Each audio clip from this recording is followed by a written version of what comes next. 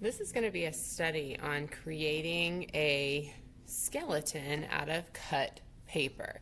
Now, if we look at this skeleton, and he's missing one of his arms, but we can ignore that for now. Of course, we can see that kind of the main part that maybe grabs our eye is the skull up here, and your skull is what's inside of your head. It protects your brain. The skull, if I turn this skeleton over, you can see is connected to the spine, and then that connects into the hip bones. If you come back up the spine here, whoops, losing legs. All right, if you come back up the spine, you can see that the ribs, your rib cage, is connected into your spine as well. And then from the top of the rib cage, there are some bones that, goodness, my skeleton is just falling apart. There are some bones that connect into your arm, and you might notice that your arm has one bone on the top, two bones on the bottom, and then that connects down into your hand. Down here at the bottom of your hips, this connects into your leg bones, and again at the top there is one bone. At the bottom there are two bones, and then that connects down into your feet. We're going to start with the skull, and I'm going to show you a trick for drawing a pretty reasonable skull. Now, we are not going to draw and create every single bone that's in the human body. We're going to have to simplify a little bit to make this work for us. But we're going to start with the skull, and then we'll move on to the spine and the hips, and then we'll go from there. All right, for the skull, I'm going to start with pencil, and I'm going to switch over to some Sharpie to make my outline darker. And actually, for the moment, I'm going to, well, let's see, I'm going to just come down here. A pretty quick way, well, sorry, let me do this. All right, your skull is going to end up being shaped sort of like this. Now, the reason it's larger at the top than it is at the bottom is, of course, your brain needs to fit into the top. So it's important that it's not just an oval, but it has this more of kind of a light bulb type shape. Now, if you're able to just draw this shape, that's fine. But another thing that you can do, and I'll draw this kind of hard with pencil so that you can see what I'm doing, you would draw this lightly because you're going to end up erasing. But you can start off by drawing a circle lightly on your paper.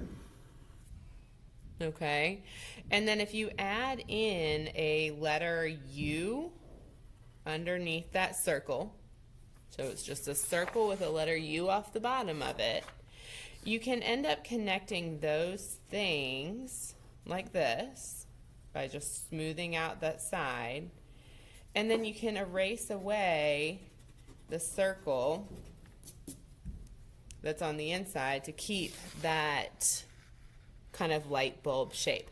Now, here's the thing, guys.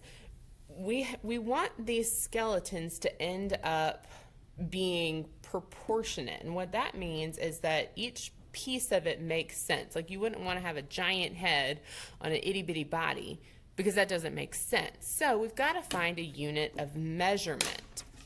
You can use your hand as a unit of measurement for this whole project. If you take your hand and you lay it on the paper with your fingers together, and you make a little mark at the top of your middle finger, and you make a little mark at the bottom of your hand, okay, that will give you a good unit of measurement for how tall your skull needs to be. Now, mine is much taller, but of course I'm a grown-up. My hands are taller. My hands are longer. So for you, if you lay your hand on the paper and you mark at the top of your hand and the bottom of your hand, that's going to be a great unit of measurement for how tall your skull needs to be. Same thing if you take your hand and you lay it down and you mark the right side of it, or left side, the left side of it and outside of your thumb on the right side, that will give you a good unit of measurement for how wide your skull needs to be. All right, so art students, once you have your skull created, and you've maybe used your hand as your unit of measurement to make sure it's tall enough and that it's wide enough, we need to add some facial features onto this little skull. So of course our skull or our faces have eyes, nose, and mouth. But if you look at a skeleton, there's not any eyeballs in here because they're just holes into the head where your eyeball would fit. Now, if you want to draw it as a whole, you may, but just because we're creating a piece of art, if you would prefer making it look like an eyeball, that's totally cool too. I think I'm going to do that. So I'm going to draw two pretty big circles on my skull, and I'm drawing lightly with my pencil. And then I'm going to turn those into my eyes of my skeleton, and I'm going to make it so it looks like it's looking over to the side. So I'm going to draw both of the inside part of my eyeball going over to the side. I'm going to add a little what's called a little highlight where that eye looks like some light is shining on it. And I'm going to do that on both of these. And add that little circle, just a little highlight.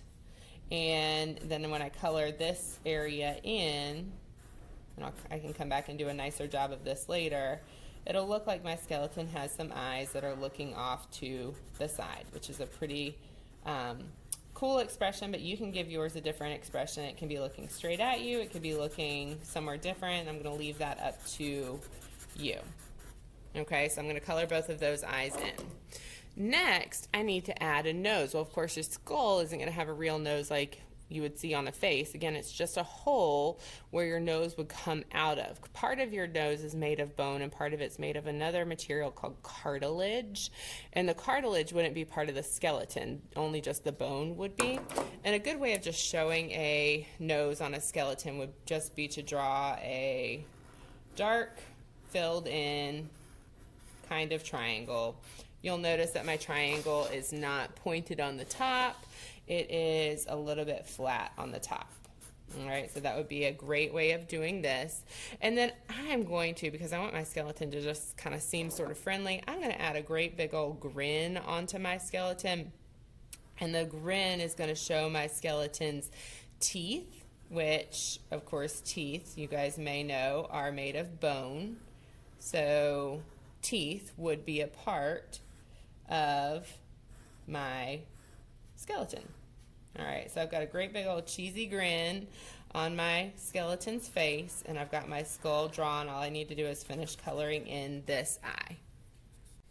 All right, the next thing I need to add is my spine. Before I draw a spine, again, I just want to say to you that the spine connects from the back of your skull all the way down your body to your hips. If your spine was like skinny, skinny, skinny, it wouldn't be strong enough to hold up your head. So we need to give this spine a little, bit of heft, a little bit of weight so that it can hold up this head that we made.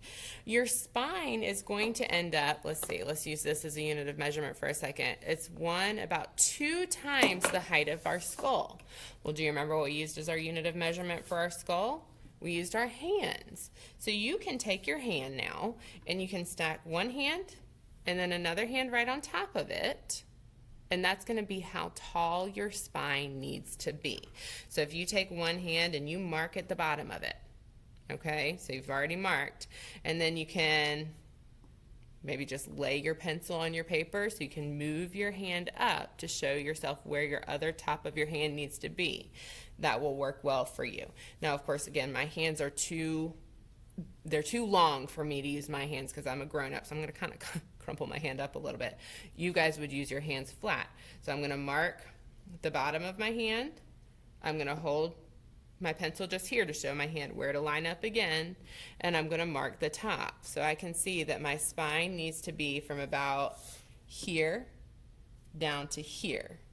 And you can also probably see that I went ahead and pre-drew mine as well.